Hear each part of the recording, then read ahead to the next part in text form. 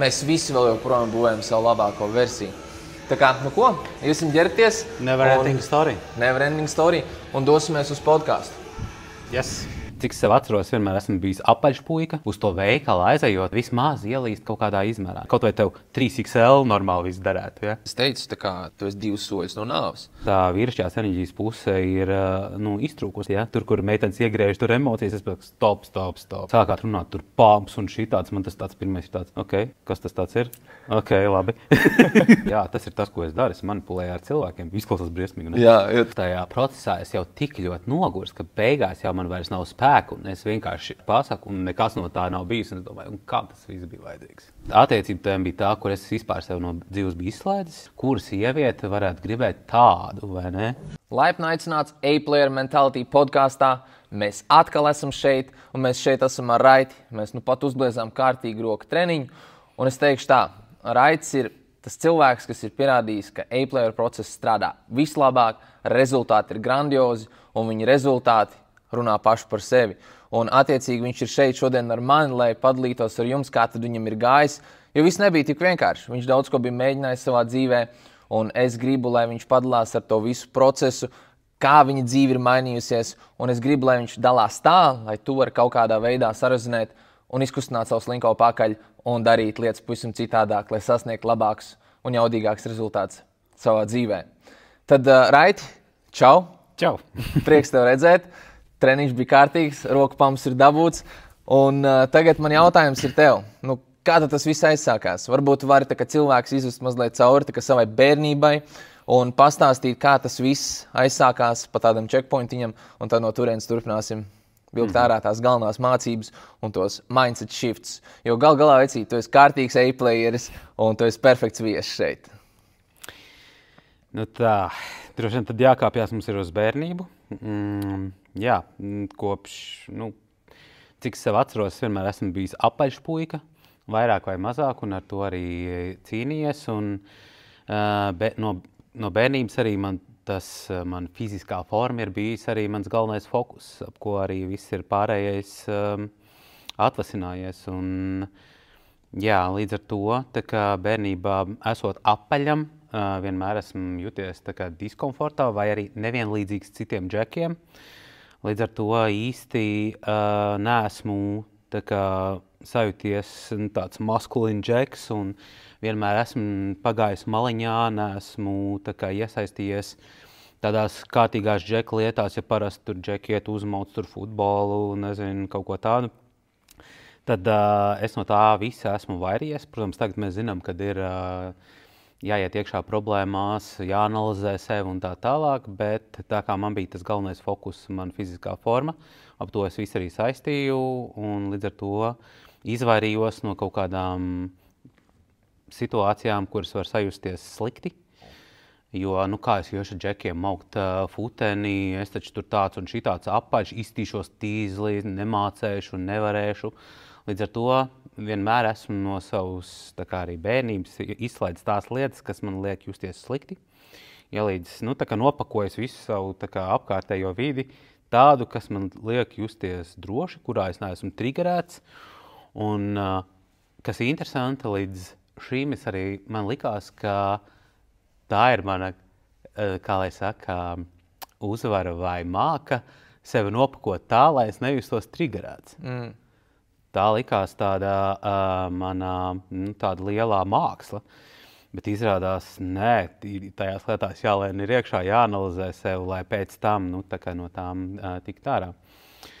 Līdz ar to, jā, visas lietas es būvēju ap to, gan attiecības ar cilvēkiem, ar jebkādu situāciju. Arī darbā, jā, līdz ar to tas rezultējās, protams, ka es īsti mēģinu izpatikt visiem, lai būtu labs, jo, ja es nevaru būt fiziski jaudīgs, tad es mēģināju būvēt savu komunikāciju, attiecības ar cilvēkiem, jo tad viņi varēs saskatīt to un neredzēs to manu fizisko trūkumu, vai ne?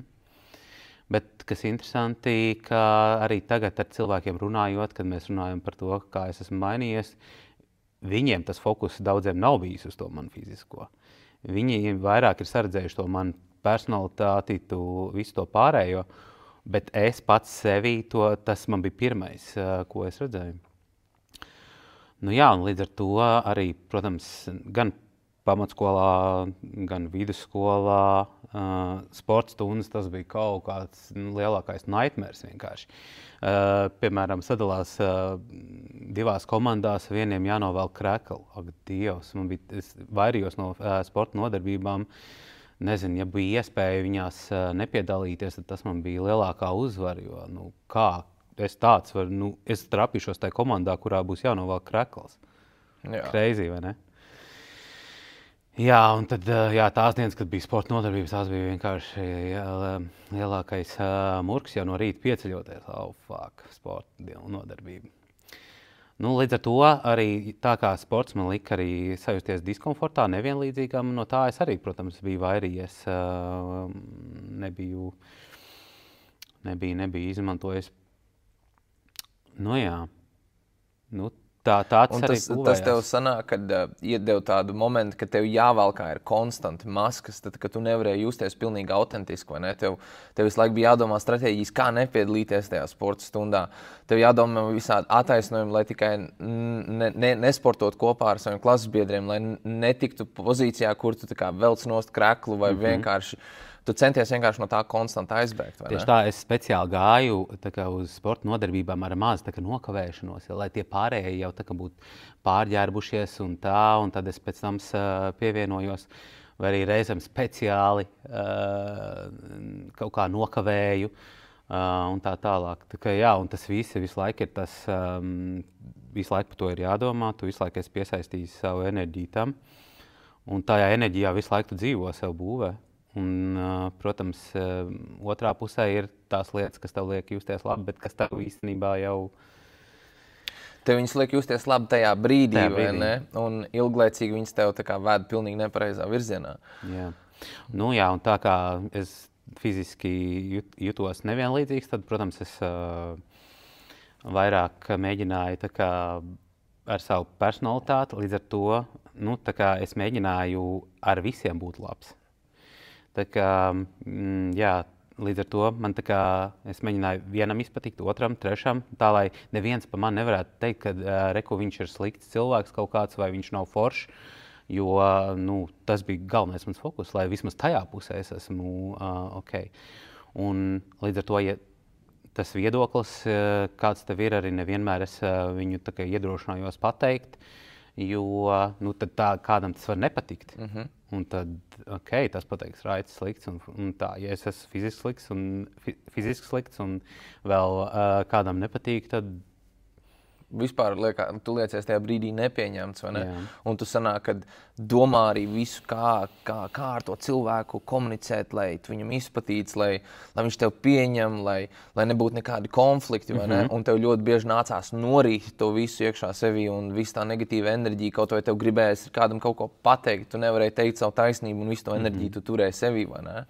Un visādi overthinkings, visādi apkārt ceļi, kā es viņam varu... Protams, es gribu kaut kādu rezultātu panākt tajā komunikācijā, bet ja es nevaru tā pateikt, kā es citādāk varētu apmēram ar kaut kādu, varbūt caur stulbu joku vai kaut ko tam līdzīgi pateikt tā, lai tā kā viņš aizdomātos, kad... Un tu iedomājies, cik tev tālu tajā stāstā jau overthinko, lai tu no citas malas aiziet un nogādātu to ziņu, ko tu gribi pateikt, nevis tieši pastāstot, vai ne? Jā.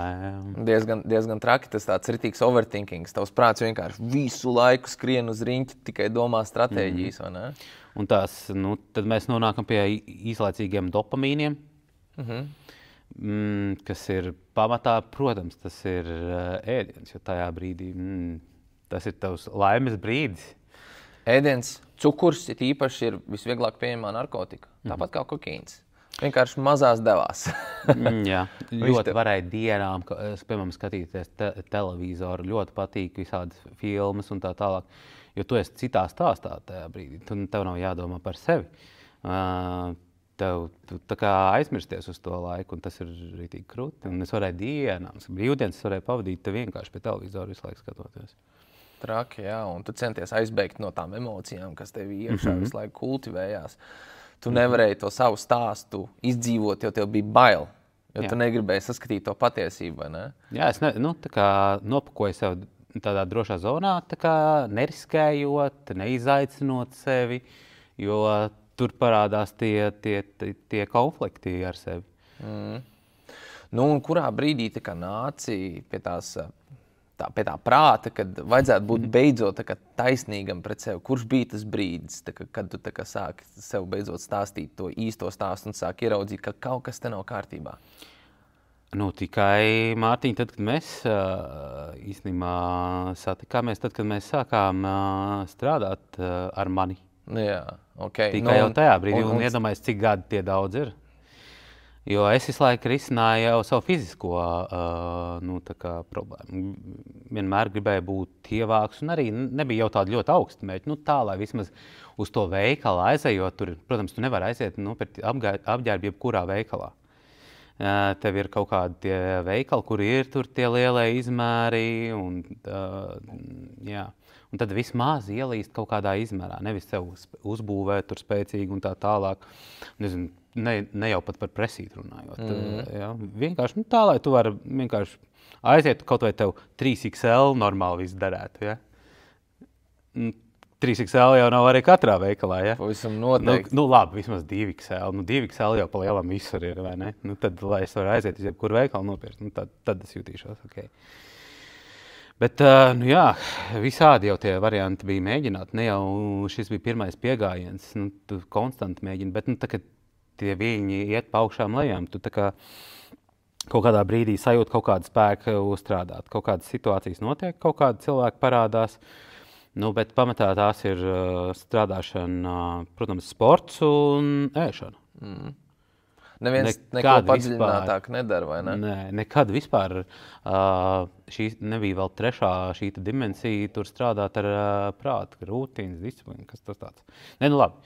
Disciplīna par sportistiem. Ja? Esmu strādājis Olimpiskajā centrā un tā tālāk augstklases sportisti, tiem disciplīnas skaidrs.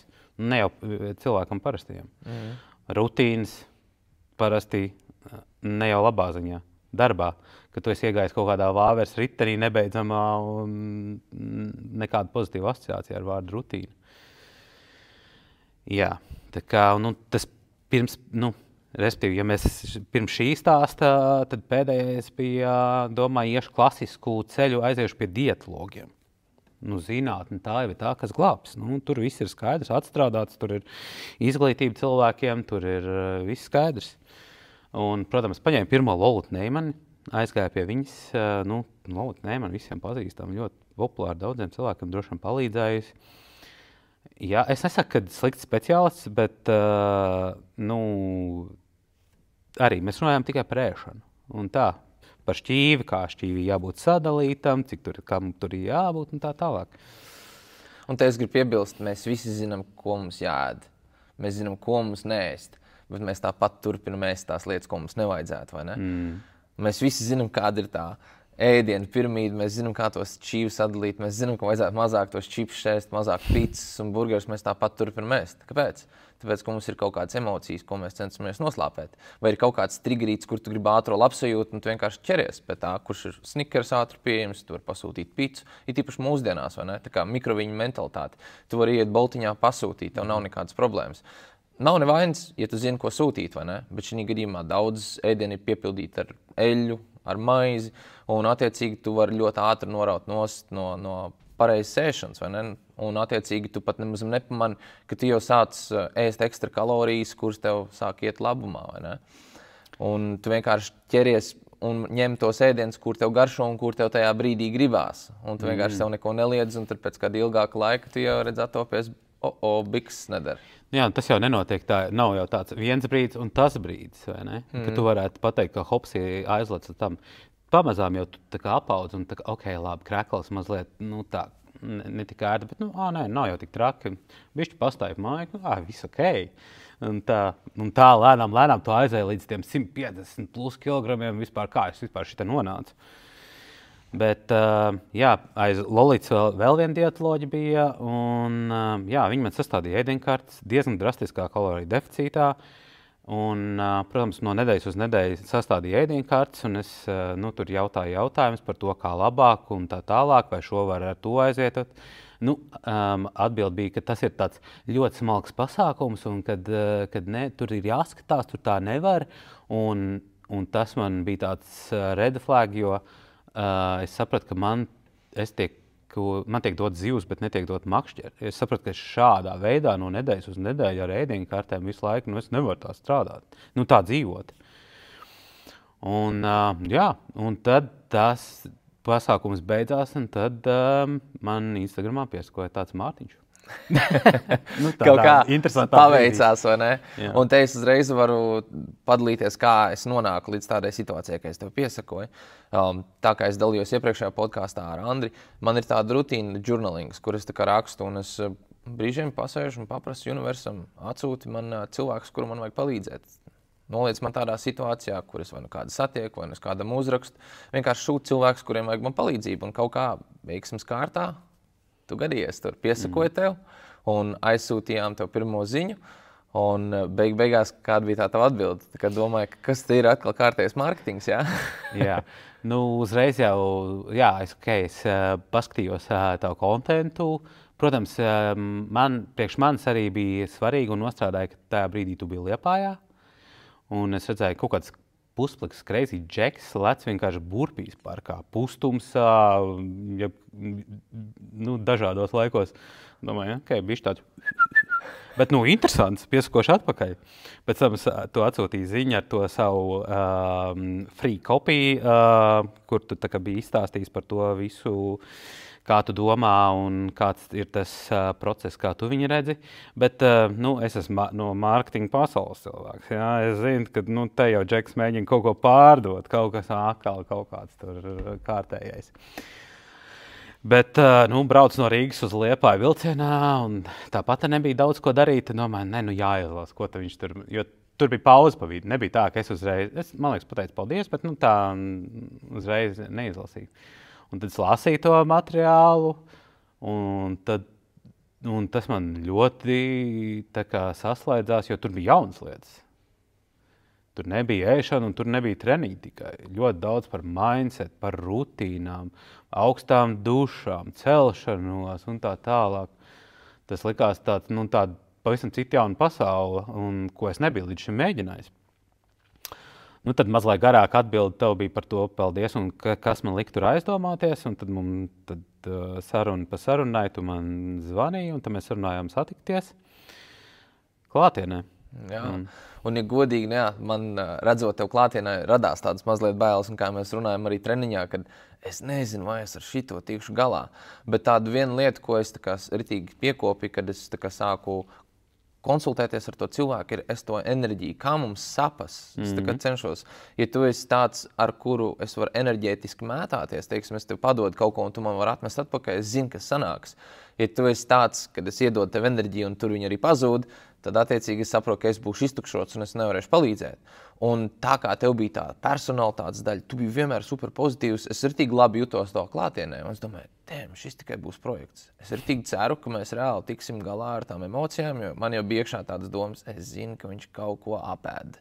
Tās emocijas viņš mēģina apēst, man tikai vēl bija jāsaprot, kāpēc un kas tās bija pa emocijām. Un tas bija ilgs process, kur mēs lēnām pa vienai, pa otrai, pa trešai, mēs tikām klāt, un tev bija daudz vieglāk pie tā pieturēties, vai ne?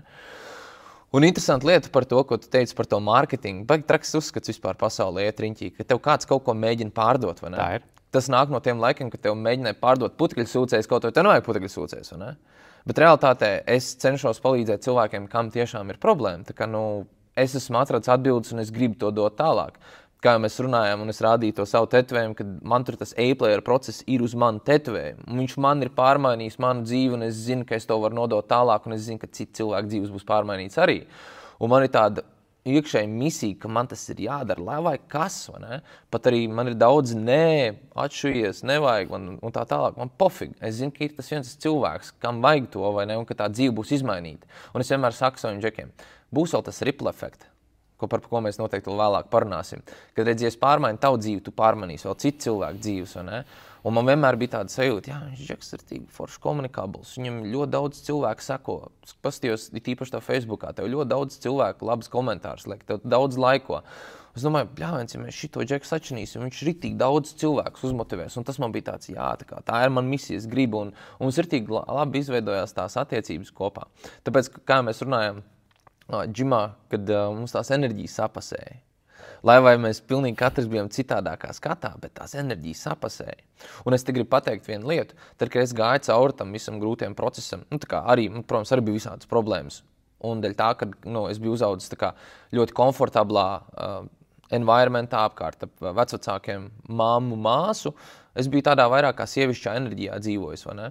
Emocionāls, ļoti emocionāls. Es nezināju, kā tāds īsti ritīgi disciplinēts cilvēks darbojās. Tāds disciplinēts cilvēks nāca manā dzīvē tikai tad, kad man bija 15 gadi, mans māsas vīrs, vai ne, kurš man ļoti daudz ko iemācīja manā ikdienā. Un par to es viņam milzīgi pasakos, viņš iemācīja, kā mīlēt sievieti, viņš parādīja, kā jāprūpējās, ka tu maksā rēķinus, kad vienmēr viss ir izdarīts čotka, un viņš man iemācīja, kā mašīnas činīt, viņš man parādīja to vīrišķo daļu, vai ne, kā tikt ar sev galā. Bet līdz tam es jau biju daudzas uzskats, daudzas emocijas sakultivējis sevī, kā teikt, man tas sīpoliņš bija apaudzis, un ejot iekšā tajā savā pieaugušo dzīvē, es sāku just, ka es arī sāku ēst tās emocijas nost. Un tās viens pluss manā gadījumā vecīt bija tas, ka man tas džims vienmēr bija. Lai vai, godīgi teikšu, es arī viens no tiem čaļiem, kas varēja vienkārši sēdēt, skatīties televizoru, ēst cieliviņas kūku un cepums un dzert vīnu, vai ne? Iedomājies, tur vienkārši kas pa kaloriju bumbu, bet attiecīgi es nākamā dienā gāju uz džimu 7 reizes nedēļā. Es to visu nosportoju, vai ne? Un attiecīgi, ja es nebūtu sportojis, es būtu arī ļoti sūdīgā situācijā. Tāpēc vienmēr man ir prieks bijis, ka man tas džims ir bijis, kas man notur tādā labā formā. Un kas notikās? Mēs atradām tās tavas emocijas, kuras tu apēdi, uzlikām uz procesu un skaties, tu sāc tapt par to cilvēku. Tā kā, kurš izstās kolosāli, kurš jūtās kolosāli, kurš nebēg no problēmām, ir patiesas pret sevi, vai ne? Nu jā, tas jau vēl ir process, kas ir never-ending story, un tas ir jāsaprot. Bet vēl atgriežoties par to mūsu sarunu pirmo, man noteikti kā cilvēkam, kurš ir ļoti racionāls, kuram patīk izsvērt, kas ir izdevīgāk, kas nē. Tu pateici, ok, reku, 1 mēnesis tā kā šī tik maksās, un ok, pusgadā reku šī tik. Es tā, ok, šis ir izdevīgi pusgadu. Un es domāju, ok, hell yeah, paņemšu to pusgadu, un es būšu spiests vienkārši būt tajā procesā, kaut vai sākumā, vai ne? Jo es negribēšu to naudu pakāst. Un tas noteikti arī bija tāds papildus motivators. Es domāju, uzlikt sev tādu papildus spiedienu, nepakāst naudu vismaz. Ja paslīdu, nezinu, emocijās un tā tālāk un mēģinu iziet no procesa, tad vismaz es esmu samaksājis to naudu un to es negribu pakāst. Un tas ir ļoti svarīgi, tāpēc es arī vienmēr saku, man ir arī jābūt tādam, ka es kaut ko gribu sasniegt, man jādod tā nauda, jo es negribu viņu pazaudēt. Es gribu dabūt atpakaļ to ieguldījumu no tā, vai ne? Un ļoti bieži cilvēki, oi, tas maksā, bet saprot, tu dēļ tā būs motivēts darīt kaut ko. Būs tās grūtās dienas, redzēs, fuck, es samaksāju naudu, man ir kaut kas jādara, lai es atpelnu to naudu, vai ne? Un arī par to naudu domājot arī, jā, nu tā nav tāda tā kā piecīt nolikt, vai ne, uz galda, bet tad tu padomā, ok, tu esi tik tālu nodzīvojies, jā, tev tā informācija visi ir pieejama, kāpēc tu līdz šim esi pie tā nonācis? Ok, reku ir Džeks, kurš ir sapratis, kas svarīgi tādā coachingā, ir, ka tev ir tas cilvēks blakus, un kas man rīktīgi patika, ka ir tas community. Varbūt sākumā to tā kā es neizjūtu tik ļoti, bet tad mums izveidojās grupa, jo es esmu vecē players, ja, un pie grupas tapšanas es esmu bijis. Un tad, kad tas iegriezās vēl tajā grupā un tie citi Džeki, un tu pareizi teici par to sievišķo, vīrišķo enerģiju, un tas ir arī tas, kas man tā vīrišķās enerģijas puse ir iztrūkusi. Tā kā es biju bērnībā norobežojies no tā visa, tad es tajā enerģijā nebiju arī tā kā dzīvojis. Un arī varbūt nezināju, kā kaut kādās situācijās uzvesties. Un jā, tā kā sākāt runāt tur pumps un šī tāds, man tas tāds pirmais ir tāds, ok, kas tas tāds ir? Ok, labi. Labs. Tu vispār pilnīgi jaunu valodu, ne? Pilnīgi jaunu valodu, jā, viss tā runāšana, bet ok, man patīk, jā, ok, labi, tas kaut kas jauns, bet... Jo interesanti, tu, tā kā Egils teica, Bļāvis, Raiti, ja es tā kā būtu zinājis, ka tu esi tas čeks, kas ļoti daudz turās apkārt ap sievietēm, es ar tevi būtu draudzējies, vai ne? Jo tu tiešām visu laiku tā kā biji sieviešu kolektīvā ap sievietēm, vai ne? Un attiecīgi tu tā kā nezināji, kā tie džeki tā runā un kā viņi bliež. Es zināju, kā sievietes ikdienā uzvedās, un tagad es to redzu, cik daudz tur ir emociju. Protams, arī vīrieši mēdz būt ļoti emocionāli un tā tālāk, negribu tā norakstīt, bet, protams, sievietēm ir tur vairāk to emociju, viņam patīk visu kaut ko vairāk apspriest un tā tālāk. Un šajā situācijā, kad atkal es esmu sieviešu kolektīvā, kurš man ir jāvada, tad es to starpību ļoti jūtu par to, kā es esmu mainījies, kā man izbalansējusies enerģija, kā es varu situācijās reaģēt. Ja? Tur, kur meitenes iegriež, tur emocijas, es pasaku, stop, šī te. Es domāju, ka tas ir tādā kolektīvā ļoti labi, kad ir gan vīrieši, gan sievietes, kas izbalansē. Ja tas tikai sieviešu kolektīvs, tas ir audzis vienkārši. Visas emocijām darbojās. Jā. Nu, jā. Un tas pats arī man bija. Man ir tā sajūta, jūs esat tāds kuils, 110 kg džeks, man liekas, man ir tāda mērķi, es gribu tādas mašīnas, gribu pelnīt to, gribu tādas attiecības, gribu vienkārši brīvību. Un tā, ka man jāsāk kaut kas darīt, man bija tāda sajūta, ka kāds man tur. Tā kā es nevaru. Kā man jāspēr solis? Nē, grūti. Labāk pasēdēšu mājās, vienkārši paskatīšos kādu filmu, vai ne? Un tāds, kas notiek? Tā kā skatos sev spogulī, tu tāds džeks esi, vienkārši 110 kg džeks, tu vari 5 čuvakus atslānīt. Tā iekšēji jūtos, vai ne? Tagad es nevaru, teiksim tā, uzrakstīt 10 cilvēkiem ziņu, vai ne? Vai es nevaru uzfilmēt video, kur es gribu padalīties ar kaut ko labu cilvēkiem. Kaut kas visu laiku attur. Un beigās vienkārši sapratu, ir jāliek sev slodzē. Ir jāsāk disciplinēt sev, jāsāk ir balansēt ārā tā sievišķā enerģija ar vīrišķo enerģiju, lai tas viss balansā aiziet. Jo tiešām tas bija jāiemācās, vai ne? Tāpat arī tev jāielādē tavā matriksā ir pilnīgi jauna programmatūra, kur tu darbojies kā īsts vecis, vai ne? Un tas pats arī bija man.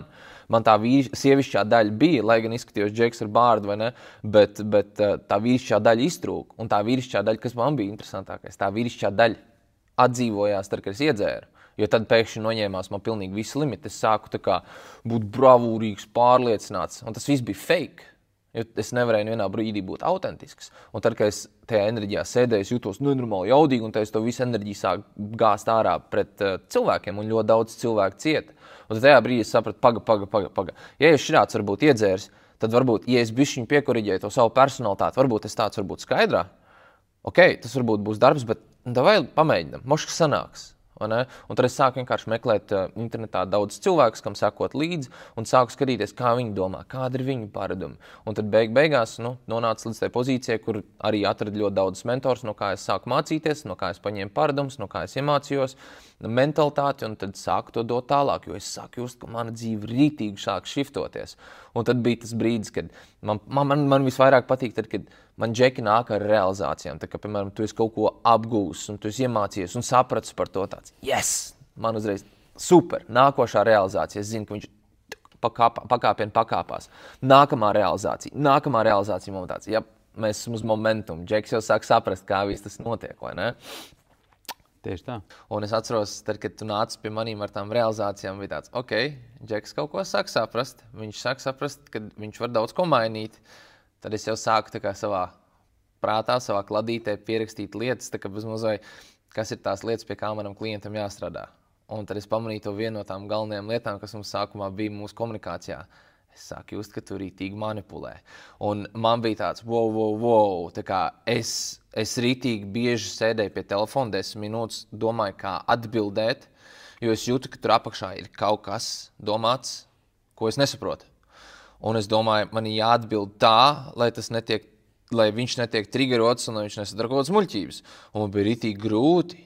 Un es tad gaidīju to brīdi, kad es beidzot varēšu to pastāstīt, kad Raič, es nezinu, vai tu zini to, bet vecīt tu rītīgi manipulē. Jo sākumā bija tik tiešām tā kā visu laiku, tā kā no nedēļas uz nedēļu. Man bija tāds, man sāk grūti palikt. Es nevaru vairs tā kā izdomāt, kā apiet, lai es tevi netriggeroju. Un man sāk rītīgi tā kā, es sāku justies rītīgi neautentiski, jo es nevaru izteikties, kā es gribu, un tad vienā brīdī sāku just, man nāca ar tām realizācijām, es tāds, starp citu, tu esi pamanījis, ka tu daudz manipulē.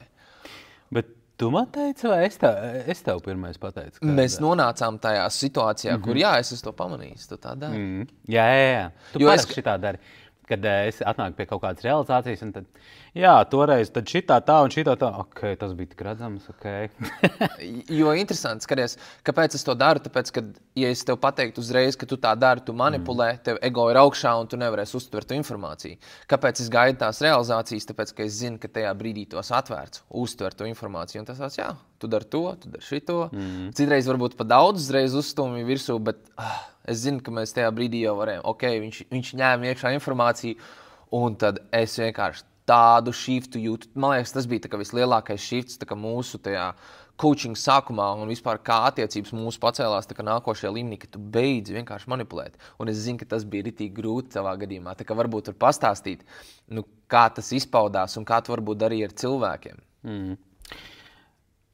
Es to līdz tam vispār šo vārdu nelietoju manipulāciju, jo man likās, ka tas, ko es daru, tā nav manipulācija. Manipulācija ir kaut kas ļauns. Es negribu nevienam cilvēkam neko ļaunu nodarīt vai kaut kā rīkoties.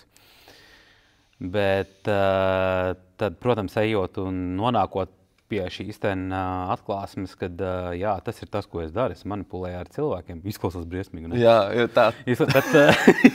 Bet tiešām tur nav apakšā slikts nolūks. Jā, tur nav slikts nolūks, bet tas bija veids, rīks, kā tu panāc sev vēlamo rezultātu. Ja tu nevari pateikt godīgi un atklāti kaut kādu lietu, halo, es sajūtos tā, varbūt tās reku daram šitā vai tā, vai nedaram to, vai arī es sajūtos tā, man ir tāda lieta, bet tu kā mēģini iepakot tam cilvēkam, nodot to ziņu kaut kā citādāk, un tu sāc ar viņu manipulēt. Un tu nevari pateikt, hei, reku, tu rīkojies slikti. Piemēram, jā, tev jau tas nemaz neinteresē, lai pateikt, kad reku viņš par to tēmu nav padomājis kaut kādu, vai ne? Un tas ir viens mazs sīkums, bet es sapratu, cik fucking daudz tās lietas un tās manipulācijas un cik dažādos līmeņos es to daru. Un, tas bija crazy. Un, jā, tad, kad man tas shifts notika, es sapratu, ko es daru. Un es saskatīju arī, protams, cilvēkus, ar kuriem es to visvairāk esmu darījis. Tā kā negribot neko sliktu izdarīt, bet parasti jau tas notiek ar cilvēkiem, kur tev ir vistuvākie. Un tad viens no tiem cilvēkiem bija mans brālēns, kur es sapratu, tas ir viens no cilvēkiem, kur ar viņu ir grūti un bez viņa nevar. Ja? Un tad mēģina manipulēt, jo tas cilvēks to dzīvē ir svarīgs, bet to rezultātu tādu, kā tu nevari panākt, un tad tu sāc manipulēt ar to. Un tad es atceros, ka tu man ieteici, ok, lai eksāmeni nokārtot vai shifts notikt, tu pasaki viņam šito. Un iedomājies, cik tas ir grūti to pateikt. Klausies, reku, piedod vecīt, tā es saprotu, ka reku, es pirms tam esmu manipulējis un tā un šitā. Un pasties, tas moments, ka tev jākāpj pār tam savu ego, vai ne? Protams, un tādos brīžos daudz viņš cieš un viņš negrib, bet tev ir jāsalauž. Un no turienes tas ir pateikt, ka tu kļūdījies. Ka tu darīji kaut ko nepareizi, ne tā. Ego jau tas ir uzreiz augšā, ja? Tas ir crazy, bet man liekas, arī no tā brīža es sāku vispār tā godīgāk, tā tīrāk komunicēt vai rīkoties, apzinātāk kaut kādas lietas darīt. Jā, tad arī es tev esmu stāstījis, ka ir bijuši cilvēki, ar kuriem man ir bijušas sarežģītas attiecības, kur es saprotu, ka tajās mūsu attiecībās es no savas puses ir ok, bet viņi man noteikti apstākļu dēļ ļoti triggerē. Un parasti ir ar šiem cilvēkiem tā, ka, protams, viņus labāk redzējām nekā nākam, jo tajā brīdī, kad nonāc ar viņiem saskarsmē, tu nezini, ko darīt, kā rīkoties, tu reaģē ne tā, varbūt emocionāli vai vispār izslēdz viņus no redzesloka, mēģina izvairīties vai ne. Un tad viens tāds cilvēks bija, un es sapratu, un es pieķēru sev pie domas tādā brīdī, kad tas cilvēks nāk, respektīvi es gāju un ieraudzīju. Un es jau fiziski ķermeni griežos riņķi, un es pateicu, Raiti, griezies atpakaļ. Un es pārslēdzu sev, es speciāli aizgāju pie tā cilvēka, parunājos, un, protams, tas cilvēks arī ir pilnīgi tāds apjuts, vai ne, ka es tā vienkārši varu komunicēt, un tā. Un es ok, done. Eksāmens nokārtots, jā. Darīts. Un vēl ar to cilvēku vēl viena situācija. Un es redzu, kad es runāju ar vienu cilvēku, un tas cilvēks sēž mašīnā un nevar izkāpt no tās mašīnas. Un tad es domāju, sev tajā situācijā, cik tas būtu stulbi un cik tas no malas izskatās arī stulbi. Un es speciāli ar to cilvēku gāju, komunicēju, un es redzu, cik viņš jūtās neveikli, sasaistīt. Un tas man bija tāds ļoti labs pretstats, ka šitā es vairs nerīkojos, šitā es vairs nejūtos. Es esmu tā kā level up. Ja? Tas cilvēks paliek, viņam jātiek ar saviem eksāmeniem, galā es eju uz priekšu. Jā, vienkārši tu viņus gribi nokārtot, lai tiec savā izaugsmē, jo tiešām katrs tas triggers, tas ir punkts, pie kura mums jāsaprot, ir jāpiestrādā šobrīd, vai ne? Un ja tā pajautā arī, tagad runājot ar cilvēkiem, ļoti daudz, protams, cilvēki tagad par tādām lietām grib ar mani runāt, un, ka mēs runājam, viņi tā kā neredz tās lietas vispār. Jo viņi nav tik ļoti iedziļinājušies sevi, jo tev ir jānoķer pie tās emocijas. Un tā kā jāiepauzē un jāsaprot, no kurienes man šitas nāk. Ja tas man tagad tā liek justies, tad tas nav normāli. Pirmkārt, arī viens no lielākiem topikiem man bija, kur es metu vienmēr cilbas, bija kaut kādiem cilvēkiem darba vietās īpaši, kas man liek justies diskomfortā. Un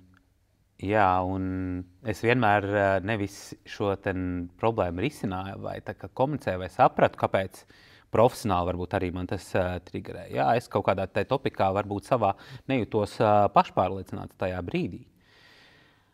Tāpēc es ar to cilvēku nevarēju komunicēt. Nevis tāpēc, ka tas cilvēks ir kaut kāds slikts un tā tālāk, bet viņš mani izsauc šo ķīmiju, ka man tas notiek iekšā. Bet, protams, kā es to kādreiz asociēju, tas cilvēks ir slikts. Vai ne? Bet īstenībā jau tie visi cilvēki ir mūsu spoguļi, kas mums parāda, kas mums iekšā notiek. Tie kā mums pašiem jāstrādā. Jā. Un dēļ tās manipulācijas un tajā sākumā, ka mēs komunicējam, es tev noteikti ļoti daudz triggeroju, jo mēs tikai nesen nonācam pie tās realizācijas, ka vecīt, kad es rakstu kaut ko, tur vispār nav apakšā nekāda doma, tur nav nekāda enerģija, es to, ko domāju, es rakstu. Un tu noteikti ļoti daudz reizes biji triggerots. Kā viņš tā var pateikt? Un tu domā, kāpēc viņš tā varētu pateikt? Jo tu kādreiz domāji, ka tu kaut kā manipulētu, lai to teiktu, vai ne? Manā gadījumā tā ir vienkārši tieša ziņa, kur ir nekāda enerģija no apakšā. Vai arī tā mātiņš nesaprata, kā es tagad jūtos, un kā man viņam tagad kaut kādas jāliek. Es nevaru pateikt, tu mātiņ tā pateicu, un es sajūtos slikti. Kaut kas tā citādāk jāiepako, viņam jāpasaka, ir tā riņķi apkārt, un tā ir tā manipulācija, ko es mēģinu izdarīt. Un iedomājies, cik daudz soļu ir apkārt tam visam, cik tu īstenībā tieši varēja būt vienā vienkārši ziņā, vai ne? Tas ir, šeit jau tas overthinkings pieslēdzās, jo es izlasu šo ziņu. Mātiņš to domāja šitā, bet varbūt viņš domāja to tā. Bet varbūt šitā. Bet kā tad, lai es viņam pasaku, lai viņš saprastu, vai arī sāktu par to runāt? Es pateikšu šito? Nesapratīs. No otras puses šitā jāpasaka. Tik daudz mentāla enerģija vienkārši iztērēta tam, vai ne? Nenormāli. Crazy. Un tad mēs nonācām tādā posmā, kur es teikšu tā, man liekas, ka tas ir jāpieņem, tāds lēmums jāpieņem pilnīgi visās attiecībās, vai starp klientiem, vai savās intīmajās attiecībās, ka jums jābūt ir godīgiem, un jums jābūt ir drosmīgiem stāstīt, kā jūs tajā brīdī jūtaties. Nevis mēģināt izzīlēt, kāpēc viņš tā dara, kāpēc viņš tā rīkojās. Nav laika tam. Mums ir daudz cits lietas, ko darīt dzīvē, vai ne? Pasaka, kā tas cilvēks jūtās. Atrod to brīdi, to īsto. Varbūt, kamēr tas cilvēks strādā vai dara kaut ko, nenāc, es jūtos slikti, tāpēc, bet realitātē sagaidi to brīvo brīdi, tur, kur tu jūties droši, kur tu varbūt iesāc to sarunu ar to cilvēku, un lai jūs abi esat bez ego, un tad padalies ar to. Un pats galvenais tīpaši, nesprāgt uzreiz tajās situācijās augšā, kad es tagad tā jūtos, tu esi tāds, tu esi šitāds, un mēģini to otru cilvēku norakt, jo tur atkal būs ego, un tas otrs cilvēks to nevienā brīdī neuzņems, un tā tālāk neuzturs to nopietni. Bet dod to drošo situāciju. Tāpat arī mēs, klausies, un tur arī pirms tam ir jautājumi. Klausies, es tev varu pateikt, kā es tagad jūtos, vai kā tā situācija tur, piemēram, izvērsās. Jā, viss chill, un es esmu gatavs uzklausīt, vai ne? Nevis tu tāds, tu šitāds, bet vienkārši atver tam cilvēkam Vispār vārtus situāciju paņemt vieglāk un nāk no tā come from a giving place. Un tā kā pateikt vienkārši, arī uzreiz nesaka tam cilvēkam, reku tu tāds un šitāds, tu pateici šitā, tāpēc Klau, bija tāda situācija, es sajūtos tā, varbūt es nepareizi sapratu un tā tālāk. Tāpēc es tev gribēju to pateikt. Un kāpēc es to gribēju tev pateikt? Lai mūsu attiecības ir ok, lai mēs varētu normāli komunicēt un tā tālāk, lai mums viss būtu kārtībā. Tā kā come from a giving place. Un, tas noteikti ļoti bieži arī mums ir nostrādājis, kad mēs esam tā rīkojušies. 100%. Tā kā es esmu vairākas reizes jūtas, un es teikšu tā, Raiči, tu man esi bijis klients, ar ko man izgājis visgrūtāk, bet visjautrāk, un tu man esi devis vislielāko izaugsmu, vai ne no tā visa, jo es tik daudz, arī attiecīgi dēļ tiem triggeriem daudz ko sevi iemācījos, jo kā tu teici, tā kā viss mums ir spogulis, ne? Attiecīgi, es esmu triggerots, tad arī kaut kas manī ir iekšā, ko es neesmu pamanījis. Jā, līdz šim tev vienkārši nebija pagadījies tāds klients, kas tev šito var nolikt priekšā. Jā, atradās viens tāds tik ļoti sačakarējies. Te es arī gribu teikt tā, visiem saviem klientiem, tā kā ja jūs tagad klausieties šo podcastu, un ja jūs arī varbūt citreiz overthinkojat, kā es jums sūtu ziņas, tur nav apakšā nekāda enerģija, es esmu vienkārši super tieši. Un atceries, cik bieži bija, es tev pasaku, ka Klau, reku, tāda situācija, es sajūtos tāds, ko? Vispār es nevarēju iedomāties, ka kaut ko tādu vēl var izdomāt. 100%. Es vienkārši sēžu un domāju, oh, shit, tas var tik tālu aizvilkt, vai ne? Jā. Un tas ir tik traki, un tas atkal man liek brīžiem piedomāt, nē, īstenībā kaut kāda loģika tur apakšā ir. Kaut kāda loģika tur apakšā ir, un tad arī tu piedomā tajā komunikācijā mazliet kāp. Un teiksim tā, ļoti daudz man tie triggeri atnāca caur leadership. Tā kā caur, kā vadīt cilvēkus, kā viņiem likt mainīties pēc iespējas ātrāk. Caur tevi atnāca tie triggeri, lai es to varētu ātrāk apgūt, vai ne? Un tas ir kolosāli. Tā kā neviena grāmata nevar iedot tādu informāciju, kuras iemācos caur tevi un sevis analizēšanu un saprotot, kā tam modulim vajadzētu strādāt patiesībā, vai ne? Tā kā tā izaugsme ir vienkārši crazy, vai ne? Jep.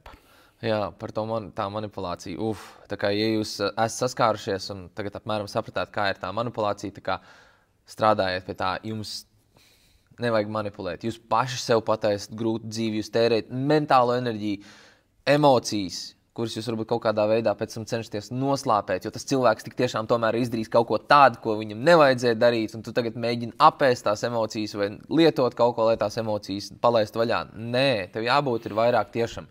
Un nevajag baidīties, vajag izrunāt tās lietas. Un parasti tajā procesā es jau tik ļoti nogurs, ka beigās jau man vairs nav spēku, un es vienkārši pasaku, un nekas no tā nav bijis, un es domāju, kā tas viss bija vajadzīgs. Vai ne? Un tas pats trakākais, ka mēs mēģinām tā kā ielīst tajā cilvēku otru prātā, vai ne? Ko viņš domā? Tu nevari. Nedomā citu vietā. Jā, nedomā citu vietā, tas 100%.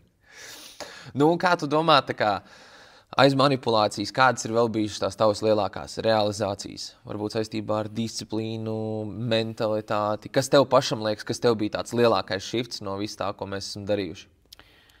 Es domāju, ka vislielākais shifts, mums katram ir kaut kādas noteiktas jomas, kas mums tā kā ir, kurās mēs esam tur spēcīgāki vai vājāki, bet noteikti attiecība tēma bija tā, kur es vispār sev no dzīves biju izslēdzis. Un es jau biju izdomājis, ka es esmu tāds unikorns, taču ir dažādi cilvēki pasaulē. Ir tādi, kas dzīvo vieni, ir tādi, kuri dzīvo attiecībās. Visādi taču var būt, vai ne? Bet ne jau tāpēc, tagad arī to domājot, ne jau tāpēc, ka es to tā kā naturāli gribētu, bet vienkārši es arī biju ielicis sev drošā vietā un pamatā jau tas, ka es nesaredzēju sevi vērtību, jo mana vērtības fokus bija tikai uz fizisko.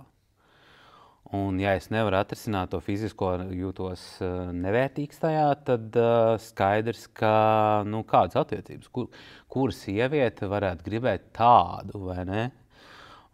Bet tas atkal ir tāds dīvains spogulis, jo par to runājot un tā kā arī biltinot apakaļ, daudz sievietes ir gribējuši attiecības ar manīm.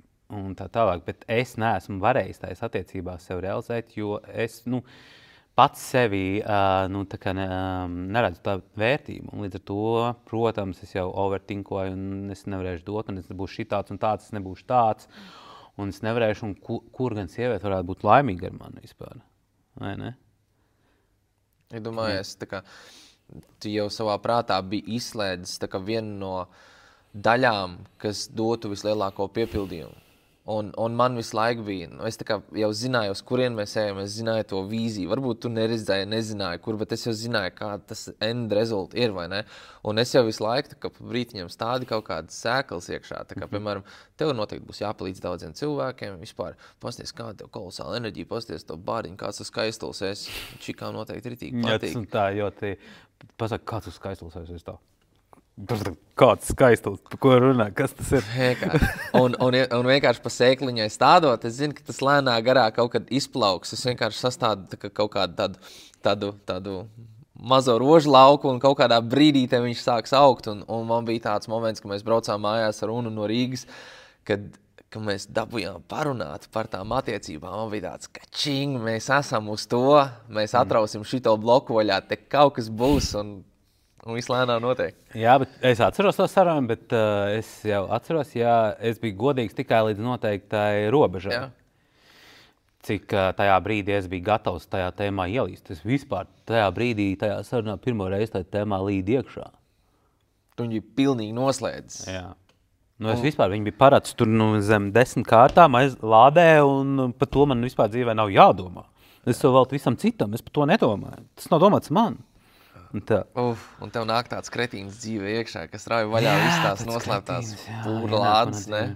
Un tad vēl rāda ar un tādu attiecību piemēru, kāds, man liekas, supermodelis, kad tu var būt attiecībās tāds, ka jūs var dzīvot, jūs var būt katrs neatkarīgs, vienlaicīgi un kopā justies ļoti superīgi un būt kā riktīgi laba komanda.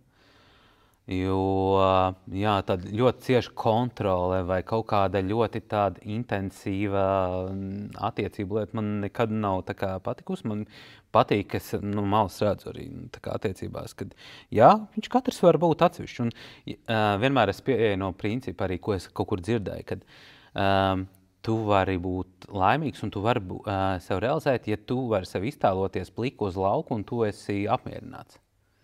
Tev nekas riņķī nav. Tev nekā nav, tu nesasaisti savu vērtību un nekādas lietas ap sevi.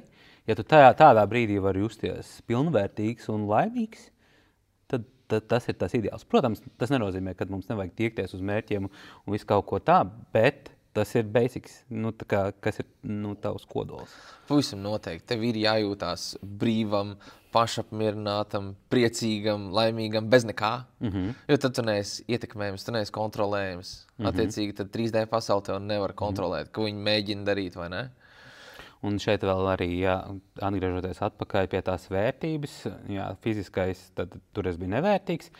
Kaut kādā komunikācijā es varu būt vērtīgs, tad man ir tāds darbs, tad es esmu tāds vērtīgāks, ja man ir tur tas un tas, tādā brīdī es vērtīgs. Es atdodu savu vērtību uz ārpusi, nevis tā kā es esmu vērtīgs, bet sasaistu savu vērtību ar lietām, kas ir apkārt. Un līdz ar to, un tu ļoti arī kaut kad labi pajautāji, kas notiks, ja tev atlaidīs no tā darba, tu tajā brīdī paliksi nevērtīgs. Tas ir neloģiski, vai ne? Pēc būtības. Jā. Ja tev nebūtu nekāda darba, nebūtu auto, nekur dzīvot un tā tālāk. Ja tu tajā brīdī sajūties vērtīgs, tā ir augstākā pilotāža. Tā ir augstākā pilotāža. Un viena no pirmajām mācībām cilvēkiem, kas iet iekšā pašizaugsmē, nāk ar to, ka tev jābūt vērtīgam bez nekā. Tev noteikti atņems visu kaut ko, to, ko domā, kas tev ir vērtīgs. Manā gadījumā man nozag mašīnu, man atņem tiesības, es izšķīros ar Unu. Es pārvācos atpakaļ uz ļoti sūdīgu dzīvokli, un es aizgāju prom no darba un strādāju kā santehniķis. Man atņēma visas tās lietas, kas man likās vērtīgas, kas man uztaisa to personalitāti, kas esmu Mārtiņš. Un tad, kad man atņēma, es sapratu, man nekā nav. Un tad tajā brīdī es sapratu, ka īstenībā jau tā vērtība ir manī, un man pie sevis jāstrādā, lai es to vērtību paceļu. Un kāda ir mūsu zemuziņa? Viņi mūs konstanti noklausās. Viņi tā, skaties, tu jau 100 reizes teici, ka tu celsies agri un to nedari. Tu jau 100 reizes teici, ka tu katru dienu ieši džimu, tu to nedari. Tu 100 reizes teici, ka tu neēdīsi tos burgerus un to picu, bet tu turpini to darīt. Tu esi piediris sev 100 reizes un zemapziņas krās, nu jā. Tu gribi uzstādīt tagad jaunu un lielāku mērķi, aizmirst, tu viņu neizdarīsi, tu to nemaz nevarētu sasniegt, tāpēc, ka tu baidīsies no tā darba. Un es sapratu, fuck, jā, ja es sev esmu piečakrējis tik daudzas reizes, tad davai es varbūt pierādīšu, ka es īstenībā varbūt tas džeks, kas tiešām tur savus solījumus. Es ceļos laicīgi, es trenējos katru dienu, sakoju līdz savam uzturam, neesmu reaktīvs, es varu kontrolēt sevi, vai ne? Kur es pieturos pie saviem solījumiem un sāku celt to savu vērtību no iekšas, kultivēt tās patīkamās sajūtas. Un tad tas viss pārējais, kas tā kā ārā, mašīna, bizness, nauda, attiecības, drēbes, tas viss ir ekstra bonus, kas tev vienkārši dod to atalgojumu sajūtu, ka tu esi ielicis to darbu. Un tieši man ritīgi pat iedeva smaidu tas, kad teica, jā, ja tu vari pļavā nostāties pliks un ja tu jūties laimīgs, kolosāli, labākā lieta. Es pamēģināšu vasarā, noteikti gribu zināt, vai man ir tā sajūta. Jo, lai vai cik ilgi esmu bijis tajā procesā, tāpat tas ārējais, tas 3D, it īpaši social media, viņi tev uzstājas un nospiež mazliet nevērtīgi, vai ne? Jo mēs jau visi esam dzirdējuši tos lielos success stories, kad, zini, tur dažos gados cilvēks tur kļuva par miljonāru, vai ne? Dažos gados tur cilvēks uzbūvēja krūtu biznesu, tur, nezinu, super viral cilvēks. Un it īpaši ap tām lietām, kas man tā kā ritīgi svarīgas liekas. Un es daļ tā, ka es redzu, ka citi cilvēki nenormāli progresē, nenormāli ātri aug, es sāku nepamanīt to, ka es esmu miljonārs daudzās citās lietās. Es esmu miljonārs savās attiecībās. Es esmu miljonārs savā ķermenī, savā veselībā. Es esmu miljonārs savā disciplīnā, es esmu miljonārs savā karjerā, bet man vēl nav tas miljons tajā kontā. Var es sapratu, ok, ja es turpināšu likt iekšā to darbu un fokusēšu tām lietām, kuras esmu miljonārs, tad arī tas miljons būs kontā. Un tas būs tikai ekstra. Un no turienes sapratu, jā. Būvēt to vērtību ir pats svarīgākais, jo tad tu vienkārši dzīvo piepildīts un tev neko nevajag, un ja pat arī tev nekas nebūs, tu jutīsies tāpat kolosāli, un tu nebūs ietekmējams. Attiecīgi nedarīs muļķības, un tāpat jutīsies pilnīgi brīvs ar sevi, vai ne? Tu vari braukt mašīnā un būt vienkārši apgarots un laimīgs vienkārši no tā, ka tu esi tajā brīdī, un kas tev ir, viss tev ir. Tev viss ir. Arī tu esi vesels, Tev ir divas kājas, divas rokas, tu vari darīt tās lietas. Mēs redzam, ir cik daudz cilvēku, kas nevar sportot, vai ne? Bet tāpatās arī panāk kaut kāds mērķis. Čalī, tev viss ir dots, kāds tev ir attaisnojums. Tev divas kājas, divas rokas, veselība, ok. Labi, šajā procesā es uzšķinīs veselību, ja? Ka es tagad varu donora anketā nelikt ķeksīt, ka man ir hroniska slimība paaugstināts asinsspiediens. Tas ir tāds krūti. Es vēl visu laiku liku to ķeksīt un rakstīju, ka man ir paaugstināts asinsspiediens. Un tad man pajautāja, un tad es eju pie daktars, un es saku, jā, bet man tagad jau tā kā nav kādu laiku, un tā bet tad to ķeksīt var nelikt. Es tā, fuck, es to ķeksīt var nelikt. Iedomājies. Man nav hroniska slimība. Jā, vecīt, tāpēc es teicu, tā kā, tad, kad es tevi ieraudzīju, tu esi 2 soļus no nāves. Es to nevarēju uzreiz pateikt, bet es atceros, atkal bija tas moments, ka es jūtu, ka ir iespēja, kad tu esi jau sācis progresēt, es varēju atvērties, es saku, vecīt, tu biji 2 soļus no nāves. Reāli, ja tu nebūtu pieņēmis to lēmumu, it's done. Un tā es no tā brīža arī sāku teikt, jo nāca cilvēkam arī tiešām bija tā kā grūta situācija. Cits varbūt ir vairāk ar narkotikām, cits varbūt ir tiešām, jā, tā kā bišķiņa apēlies par daudz. Es vienkārši neturēju to taisnību sevi iekšā, es vienkārši viņam teicu. Un man bija vienalga, vai viņš pievienosies vai ne, es gribēju to taisnību viņam pateikt, jo kā ir? Mums apkārt ir ļoti daudz cilvēku, bet neviens nekad neuzdrošināsies teikt taisnību, vai ne? Un es sapratu, ka ar taisnību tur panākt daudz, un tad es domāju, ok, kaut to viņš nepievienās manam coachingam, bet viņam būs pateicis, ka tu esi 2 soļus no nāves, tavu izvēle, your life, your choice, vai ne? Un es nezinu, cits pievienojās, cits nē, man nav nejausmas, ko tie cilvēki dara, bet jebkurā gadījumā es viņam nodevu to taisnību un cerams, ka viņam kaut kādā brīdī tas aizķērās. Citiem nē, bet es vismaz darīju savu. Un tieši tāds Mārtiņš tāpēc ir vajadzīgs, kurš pasaka to taisnību, jo mums tie tuvie cilvēki apkārt, viņi jau negrib, lai mēs sajūtamies slikti. Arī tāpatās man cilvēki apkārt. Nē, tu taču neesi rēsns, jā, tāds apaļīgāks un tā, un ne jau rēsns, bet tāds korpulents un tā. Viņi jau, un tas ir, protams, labi, ka cilvēks otru cilvēku nemēģina nospiest, bet pacelt, bet mums kaut kādā brīdī tā taisnība ir vajadzīga. Jo vienā brīdī tu saproti, ka tu visu mūžu esi melojis, neviens nav neko teicis, un tu saproti, fuck, un es arī pats sev meloju. Un kā tad, lai nonāk pie tās taisnības, vai ne? Tāpēc ir, un skatāmies, ja mēs godīgi esam, tā kā, ja godīgi, visur mums ir zīmes. Mums visur ir zīmes. Mums tikai jābūt ir pietiekami paškritiskiem. Tā kā paskaties uz savu dzīvi. Tā kā pasties citu cilvēku dzīves. Grūtības ar narkotikām. Kāpēc tu viņus lieto? Saproti, kur iznākums. Cits cilvēks ir apaišs resns. Paskaties, pajautā, ja tu neesi sev skaties spoglī, vai es neesmu resns, vai man veselība nav apdraudēta, vai ne? Esi paškritisks un uzdod sev jautājumus, kur tev tā kā reāli var izvilkt ārā no turienes. Necenties nomālēt, vai ne? Un tu biji tāds perfekts piemērs ar to, ka tu centies nomālēt visas tās lietas, lai tu neredzi, vai tu nepamani. Jo es biju meistars vienkārši, kā likt sev labi justies vienkārši. Jā, bet tas jau pilnīgi nepareizs virziens ir. Bet tev ir jābūt gribošam redzēt. Vai es neredzēju līdz tam, ka es esmu resns? Protams, ka es gribēju. Tad, kad es nonācu pirmā saskarsmē coachingā, kad tu liki par lietām domāt, tas tāpat kā es gribu pirkt behu un pēkšņi pa visu pilsētu behas sāk braukāt. Ne jau tāpēc, ka viņi sāk braukāt, tāpēc, ka tu par viņiem sāk domāt. Tur ir tā lieta, un tev ir jāsāk stādīt iekšā savā galvā jautājumu, kuri tev velk uz to dzīvi. Un iedošu piemēru. Upuru mentalitātes perspektīva ir, kāpēc tas notiek ar mani? Kāpēc man dzīvē ir grūti? Kāpēc esmu resns? Tie jautājumi tev nevelk uz priekšu, viņi tev roka dziļumā. Viņi tev meklē risinājums, kāpēc tas resns. Ja tu gribi sevi izvilkt ārā no turienes, tev jāsāk uzdot jautājums, kas tev velk uz priekšu. Kā es varu tievēt? Kā es varu kļūt motivēts? Kā es varu kļūt disciplinēts? Kā es varu uzlabot savu veselību? Pie kā man jāstrādā? Kas man var palīdzēt? Tie jautājumi tev sāk vilkt ārā, vai ne? Un tā kā mums prātā ir tas mehānisms, kas velk līdz tam mērķim, kur mēs esam uzstādījuši ar emocijām, viņš tev aizvilks. Tas filtrs sāks meklēt. Tas tāpat kā teicis, tās behas, pēkšņi brauc ar behu, tu redz visur behas, vai ne? Tu iestādīsi to jautājumu, kā kļūt veselīgs, pēkšņi sāks redzēt visādas afišas, tev sāks advertisings mesties ārā, tu sāksi ar zemapziņu meklēt tos iemeslus. Un tad tev ir jābūt drosmīgam, lai pieņemtu lēmumus un lai sākt mainīties. Un tas bija arī tas, ko tu izdarīji, un tad arī mēs sākām to procesu, vai ne? Kurai tagad mēs mazliet esam uzzinājuši par to tavu pagātni, tām grūtībām, ko mēs gājuši cauri. Protams, tur vēl ir daudz lietas, par ko mēs varētu runāt. Bet es gribu varbūt tagad cilvēkiem parādīt, kāda ir tā ikdiena tagad, kāds ir tas lielais shifts, ko tu ikdienā dari, izved cauri cilvēku savai ikdienai, kad tu esi kontrolē, kad tu esi brīvs un kad tu jūti, ka tu konstanti dzīvē progresē. Pastāst par to. Pats svarīgākais, ka es, protams, sevi vairāk pazīstu un saprotu, kāpēc es rīkojos kaut kādos brīžos, tā kā es rīkojos.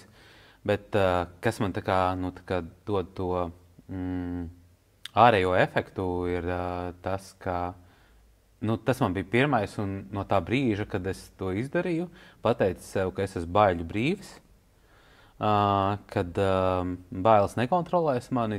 Tā bija pilnīgi paradigmas maiņa. Tas bija pilnīgi citādāka ikdiena. Jo, ja mēs pasakām bailes, mēs parasti iedomājamies kaut ko lielu, bet tās mazās bailes mums ir ikdienā ļoti daudz. Baila, ka tev kāds kaut ko pateiks, ka tu būsi tajā situācijā, nezinās, kā rīkoties. Baila no kaut kāda atraidījuma. Baila. Es tā no malas paklausījos, tā pavērojos no malas, cik cilvēki daudz lieto šo vārdu, cik viņiem daudz bailes. Es paskaitīju 10 minūšu laikā, es saskaitīju entās reizes, cilvēks pasaka baila.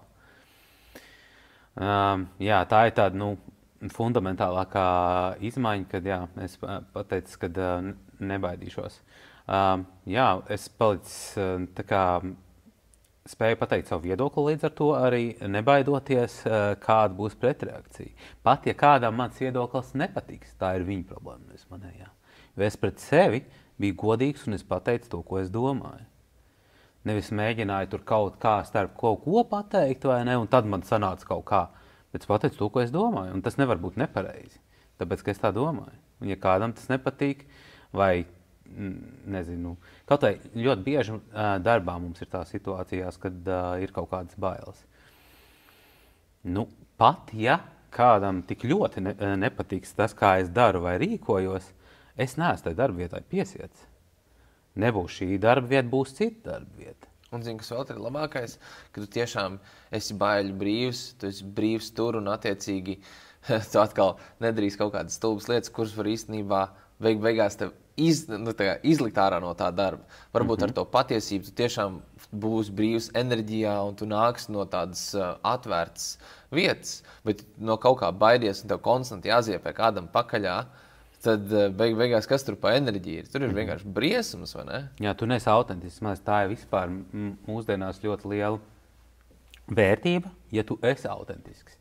Un es domāju, tā ar tādiem cilvēkiem daudzi īpaši sarezonē arī sociālos tīklos tie, kuri var just šo te autentiskumu. Tāpēc arī tu vienmēr centies būt autentisks un rādīt tāds, kā tu esi, kāda ir tava ikdiena. Tā tālāk nevis iztaisīties par kaut kādu Mārtiņu, kas īstenībā realitātē nav. Jā, mēs tādu varam iztaisīties, bet ja mēs paskatāmies pēc tam, ko viņš dara un neredzam to, tad kā es varu ticēt tam, ko viņš stāsta. Un pavisam noteikti, un te ir tā lieta, ka to autentiskumu vienkārši jūti. Un tāpēc arī ļoti bieži, ja tu neesi autentisks, it kā liekas, viss ir kolosāli, tik perfekti pateicis. Bet tā enerģija neaizgāja līdz tam cilvēkam. Tāpēc tev ir jābūt pilnīgi autentiskam. Tāpēc arī visus tos pārdomus, ko es ikdienā daru, es viņus daru, jo es zinu to, ka to enerģiju var just, un man katra tā lieta, ko es daru ikdienā, I need to back it up. Tā kā es runāju, man ir liela mute, un man par to ir jābūt godīgam, un man ir jāvar par to pastāvēt, vai ne? Un arī es vēl darbojos ar tādu uzskatu, ja es paslīdu, manējie džeki krīt. Un tāpēc es cenšos turēt savu augstos standartos, lai manējie džeki arī var nerādīt ar pirkstiem, bet tu jau nedari to. Nē, es daru visu ar jums. Vai ne? Un tas mans princips, kā es skatos to. Es gribu būt tas līderis, kas dara visu to. Es neesmu tas līderis, kas ir kaut ko izlasījis vai kaut kur saka, tev jādara tas un pats to nedara. Nē, es bliežu ar jums. Vai ne? Tā ir. Un ja tu dzīvo bailēs, tad principā tu nevari būt radošs vai kaut kādas iespējas redzēt, ja tu dzīvo bailēs. Tu esi noslēgts, tu neko neredzi. Tas tā jau ir tā zemā vibrācija. Ja tu tā zemājā vibrācijā dzīvo, tu neredzi, kas tev notiek, ka iespējas neredzi, kādas tev var nākt, kaut arī tev universs var būt bombīgi visu laiku viņam un vienkārši pingpongs apakaļ, vai ne? Jo tu esi bailēs. Un līdz ar to, jā, un tas, kā tu skaties uz savu ikdienu, tas ir pilnīgi citādāk, kā pirms tam. Tu saredzi iespējas visur, visu kaut ko daudz ko novērtē. Pateicības sajūtā var dzīvot katru dienu. Arī atceries, man bija čaliņš decembrī aizvest līdz Ziemassvētkiem ar pateicības sajūtām. Un kad tu katru dienu pie tā piedomā, un tev ir ļoti, varbūt tajā brīdī liekas, varbūt šī nebūs tā, ko es ielikšu storiju vai ne šajā dienā, bet tik daudz pateicības sajūtas. Tu esi spiests meklēt viņas, un jo vairāk viņas atrod, jo vairāk tev ir par ko pateikties. Ne? Un tā asociācija, ar kādu es dzīvoju pret sevi un kādu mani redz citi cilvēki, tas ir pilnīgi crazy vienkārši, ja tu pasties apakaļ to laiku, kad es sāku, ja? Tev cilvēki redz, kā cilvēki, kas ir mainījies, kas sevi pārbūvējis, man varbūt šobrīd liekas, ka, nav jau tik liels izmaiņas kaut kādā brīdī liekas, ka nav notikuši, vai, tas, ko es darīju, man ļoti patīk, tāpēc man tas neliekas grūti, bet citam no malas skatoties liekas, ka tas bija šausmīgi grūti. Bet es to procesu baudīju, man tas nebija grūti. Ne? Īstenībā grūtāk bija dzīvot tur. Tagad ir grūtāk kaut ko nedarīt. Jā. Ja kaut vai tetovējumu taisot, 3-4 dienas tu nevari trenēties. Tas ir grūti, neaiziet uz to treniņu. Tev pazūd rīta process, jo tas tev ir tāds tā kā būstabs dienai. Un tas ir no tavas personalitātes jau daļa, ko tu dari. Un, jā, protams, pusdienas laikā es eju pastaigāties, un es cilvēku satieku pa ceļām, un tad katrs, protams, grib parunāties un pastāstīt un paprasīt, un izsaka kādu komplimentu, bet par komplimentiem jau mēs esam, jā, paldies, novērtēju, pateicības sajūtā, neiefokusējies, neaiziet tīksmināšanās procesā, vai ne? Vai apmierinātības sajūtā, vai ne? Jā, kur tu uzmet pēc tam kājas uz galda un tu vairs neko nedari, jo pasties, cilvēki jau man komplimentē visu laiku, es jau baigi daudz esmu izdarījis. Nē, tu tāpat, paldies, bliežam tālāk. Bliežam tālāk, tieši tā. Un tas process ir never ending, tā kā tas ir forši. Bet arī, ja piemin par to šiftu, lai saprastu, cik ļoti tā resnīša dzīve ir pilna ar visādām mazām bailēm un kāds šifts notiek, es tev esmu jau stāstījis par to piemēru, ko es arī sev noķēru pie domas lidojot. Pirms tam, elementāra dzīves situācija, bet cik daudz enerģijas kaut vai tādam sīkam procesam tāds cilvēks piesaist. Es pērku biļeti tagad čekošanās, un kā jau lidmašīnā, tur samet 3 vietas, tur loga rinda, dejas rinda un pa vidu. Un man vienmēr bija stress, kaut tikai es nebūtu pa vidu, kaut man neielikt pa vidu, jo tā es būšu iespiests pa vidu, es būšu drāsnis, es traucēšu blakus cilvēkiem. Un tas bija lielākais stress, kaut es varētu būt pie loga, tad es varu piespiesties pie tā loga un netraucēt nevienu. Nesajustīšos slikti, drāsnis, galdiņu nolikt. Kad Dievs, kaut ēdienu nepasūtīšu vispār, tad man viņš būs jāliek uz tā galdiņa, jāatliek tas galdiņš, un tad es viņu nevaru. Kā pret vēderu, kā stulbi vienkārši, izlens vienkārši. Ne? Tagad es lidoju. Pilnīgi vienalga, kur man iesēdinās, tur vidējā rinda.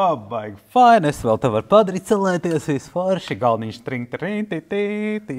Un tā ir vienkārši cita dzīves sajūta. Brīvība. Jā. Tādas mazas lietas tiešām. Pilnīgi ikdienišķs sīkums. Jā. Pilnīgs ikdienišķs sīkums. Jā, un tu man, stāstot to stāstu, tu man atvērti pavisam citu dzīvi, jo es nebiju nekad ar to saskāries un nebiju ar tādu cilvēku komunicējis. Man bija tās ir trakas problēmas. Ja tev konstanti jāpiedomā pie tā, tu esi stresā visu laiku. Jo kur tavs apaļums, resnums kādam var traucēt, kur viņš to var pamanīt, tāpat jau te cilvēki redz. Bet tad, kad tu nonāc kaut kādā tai situācijā, tas ir tik ļoti uzskatām, ka tu sajūties nērti tajā brīdī vienkārši. Un tu no tām visām situācijām izvairies, apēji, atnāc vēlāk, un, piemēram, elementāri, kursos apsēsties aplī. Ja? Tā nevar tagad apsēsties tā forši, jo, ja tā apsēdīsies tā, tad saspiežās vēders priekšu, īsties vēl resnāks, un ak Dievs. Kaut tas galds būtu priekšā, pie kā var apsēsties. Man atnāca tikko tāda ritīgā realizācija vienkārši par to, kāpēc varbūt arī apaļiem cilvēkiem tiešām ir grūti mainīties. Kāpēc? Tāpēc, kad skaties, viņam ikdienā ir tik daudz triggeri, kur viņš sajūt kaunu sajūtu. Konstant dzīvo kauna sajūtā. Mēs ļoti labi zinām, kur kauna sajūta ir. Viņi pašā apakšā pie guilt and shame. Guilt and shame, tas ir viens solis no pašnāvības.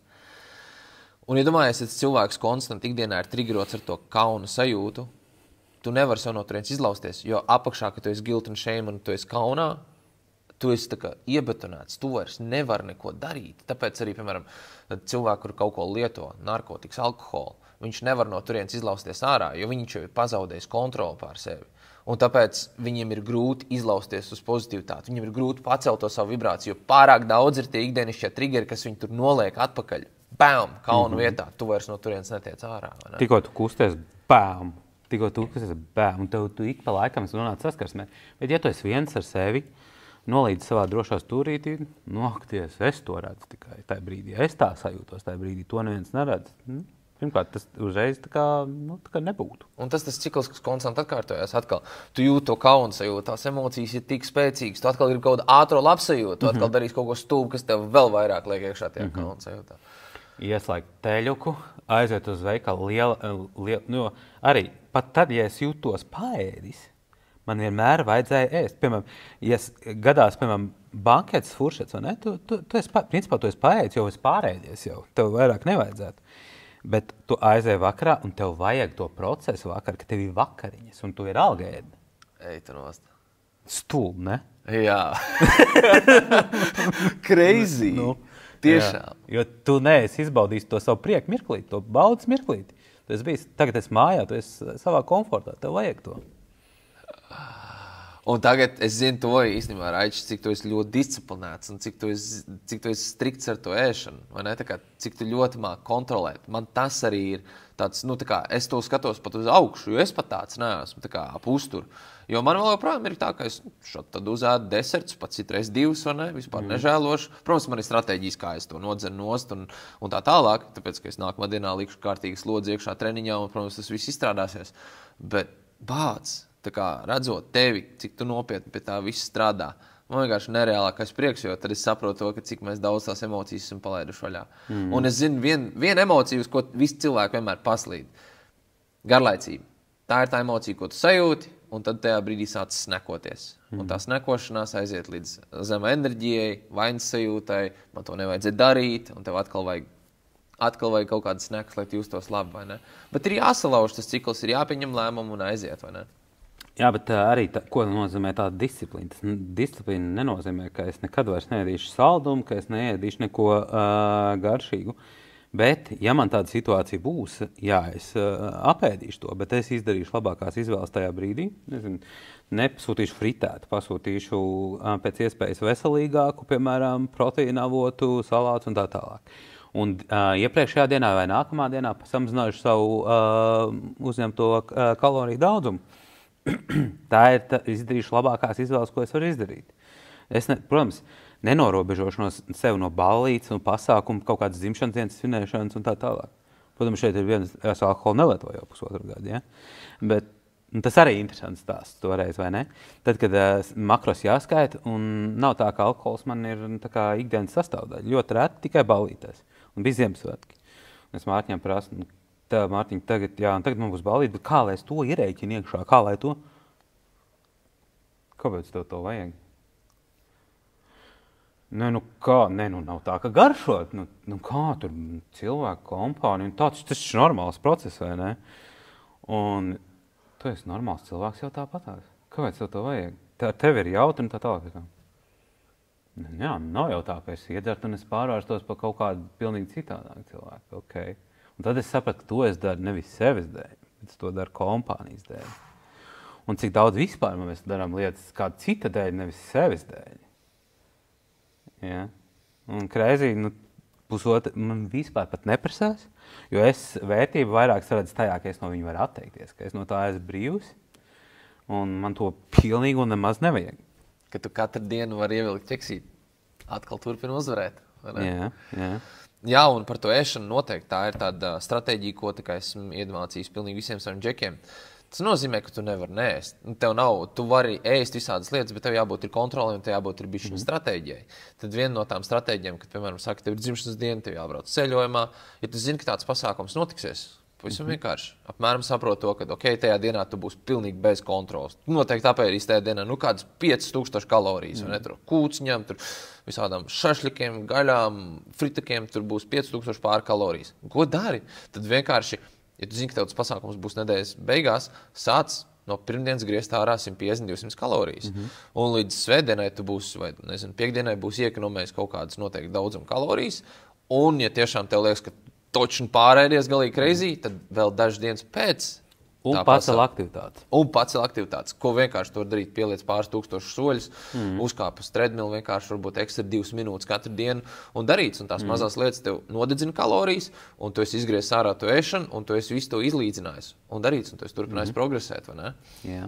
Un tad tu vari atļauties ēst, ko tu gribi. Tāpēc es arī vienmēr, es braucu ceļojumā uz nedēļu, es tur ēdīšu pilnīgi visu, ka es braukšu uz Grieķijas, ēdīšu ko, braukšu uz Itālijas, ēdīšu pizzas un tā tālāk.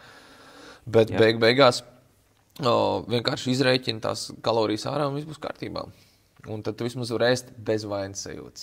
Un tad tu skaties, visu pasūti, es te bāc neiekļaušos, tik sūdīgi jūtās. Bet es tajā arī sajūtu mazliet jau kaut kādu baudas procesu, kad visi var ēst, ko viņi grib un nerēķināt, bet es tā varu ieturēt to. Es varu atteikties no tā. Tāpēc, ka tu esi iekāpis jau bišķiņu savā maskulīnu iekšu kompetitīvu. Tu jau sāc palikt tāds vecīgi, to es uzreiz jau redzu grupā, jau tas actions un challenge tev ir tāds, ka gribās to competition, un tā pavisam ir. Jo mēs gribam būt labāk par visiem. Normāla parādība. Tas nav no iedomības puses, bet mēs spēlējam to spēli, ka mēs gribam būt labāk, un no turienes mēs ceļam ārā cieņu un respektu. Raiči, mēs dodamies uz izskaņu, un principā, es teikšu tā, mēs varētu taisīt to 4 epizodes, un noteikti arī mēs vēl kādu taisīsim, jo tiešām ritīgi krūti ir un tādas dziļas tēmas, un es tiešām saprotu, ka cilvēki varēs no tēmas daudz ko iemācīties. Bet man tev ir viens pēdējais jautājums. Un tas pēdējais jautājums skan tā. Teiksim, ja tu esi tagad situācijā, kur tu esi uzkāpis tronī, un pilnīgi visu pasauli dzird tevi, tev ir iespēja nodot ziņu, minūti, pusotru, ko tu viņiem teiktu?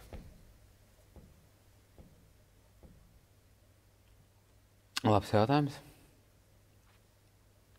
Atbrīvojieties no bailēm vienkārši.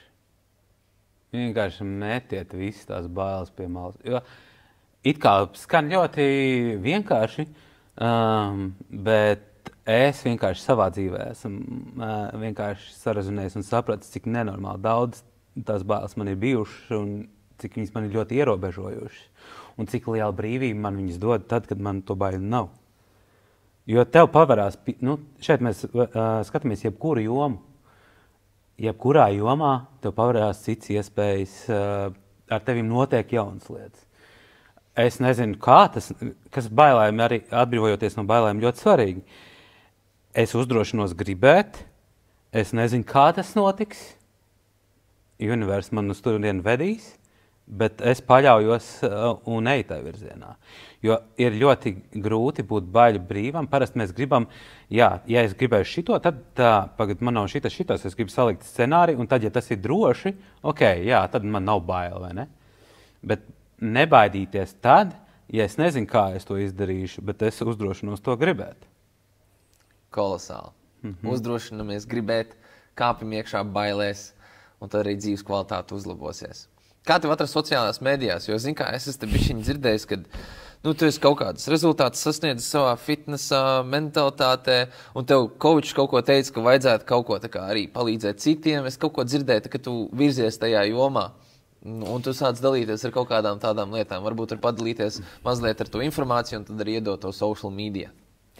Coach jau man liek dalīties jau no pirmās dienas gandrīz ar to procesu, kurā es esmu. Jo tas, redz, kādam varot noderēt un sarezonēt un mainīt savā dzīvē. Un tajā procesā, to jau es daru jau visā šajā procesā, rādu to, stāstu to, ko es daru. Un lai arī, citiem varbūt liekas, ka tas ir kaut kāda zīmēšanās un tā tālāk. Un es to esmu atmetis. Ja kāds tā domā viņa problēma, es priekš sevis esmu nodefinējis, kāpēc es to daru, palīdzēt citiem. Ja bija tāds Mārtiņš, kurš pilnīgi crazy lec burpīs parkā, vai ne, un es to redzēju un varēju sarezonēt un mainīt savu dzīvi, tad kāds varbūt ieraudzīs to un arī liks aizdomāties par to. Un tu nevari iedomāties, cik daudz ziņas es saņēmu. Pat liekas, ka tas cilvēks tev neredz un nesako. Pēkšņi atnāk tāda ziņa, ka cilvēks ir sācis sportot, ir pārvācies no dzīvokļa uz māju ar savu lielo ģimeni, beidzot pieņēmis to lēmumu, kļuvis drosmīgs, atbrīvojies no visādām limitācijām un vienkārši bauda dzīvi. Un tad tam ir jēga. Tam ir jēga. Un tas ir tas ripple efekts. Tu mainīji savu dzīvi, un tagad tu dod to ziņu ārā, un tas aiziet uz visurienu. Tu nekad nezini, kurš cilvēks tev skatās. Un varbūt viņš tev nekad neuzrakstīs, bet tu varbūt kādu izvilki ārā no tā divāna, tu varbūt kādam ļāvi palaist vaļā bailes, kur viņa aizved uz jaunu realitāti. Tā kā prieks. Un pats jaunākais, ko esmu tagad uzsācis, sauksim to par projektu vai kā citādāk, bet man bija tā ķecerīgā doma, vai tas, ko es esmu iemācījies, sapratis, pie kādām atziņām nonācis, tas mans backgrounds, vai tas kādam citam var noderēt, un vai es māku un varu to informāciju nodot tālāk. Tāpēc es vienā dienā izdomāju uztaisīt šo ten, kad, lai tā, ja cilvēki ir, kas grib savā dzīvē kaut ko mainīt un saredz, ka es viņiem varu palīdzēt, lai piesakās. Pieteicās daudzi, bet, protams, es saprotu, ka šobrīd es nevaru visiem palīdzēt, bet izvērtējot tos cilvēkus, kas, nevis izvērtējot arī stulbi skan, bet respektīvi parunājot ar viņiem, saprotot, ar kuriem es visvairāk varu sarezonēt, tā kā mēs sarunā varējām sarezonēt, tas ir ļoti svarīgi, lai mums būtu tā ķīmija un lai es varētu to nodot. Un tas ir pirmais no success, lai es varētu, lai mums būtu tā saikne.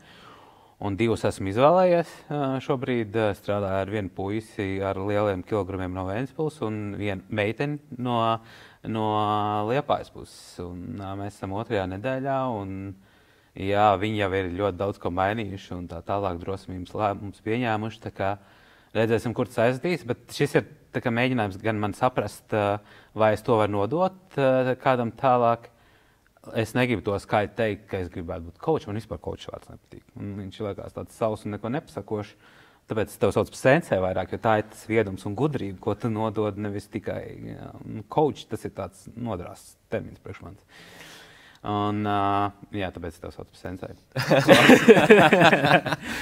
un tad redzēs, vai es ar to varu palīdzēt vairākiem, un vai man kaut kā lielākā mērogā ar to saistīt savu. Kolosāli. Un tas ir tā kā my proudest moment. Tā kā mans students sāk nodot tālāk tās zināšanas, ko viņš iegūst, tas ir tik kolosāli. Jo tiešām man vairāk rūp par to, ka visi var tikt pie tā, kas mums ir. Ka visi ir apbruņoti ar instrumentiem, ka visi kāp iekšā bailēs, ka neviens neovertinko, ka visi ir drosmīgi, analizē sev, uzņemās atbildību un ir patiesi. Vai ne? Un mēs katrs varam uzrunāt savus cilvēkus. Tu vari uzrunāt tādus, kuriem ir tavs backgrounds, vai ne? Es zinu, kādi tarakāni dzīvo tiem, kas ir ar liekiem kilogramiem. Kolosāli. Es teikšu tā, manuprāt, šreiz bija jaudīgi. Es teikšu tā, mums tev būtu ļoti daudz sērijas, bet lai labākais vēl paliek pūrā. Tā kā paldies visiem, kas skatījās, lai visiem jaudīgi nākošā nedēļa. Un piesakojiet, uzspiežu subscribe, saspiežu laikus, lai šis podcasts aiziet cilvēkos. Wow.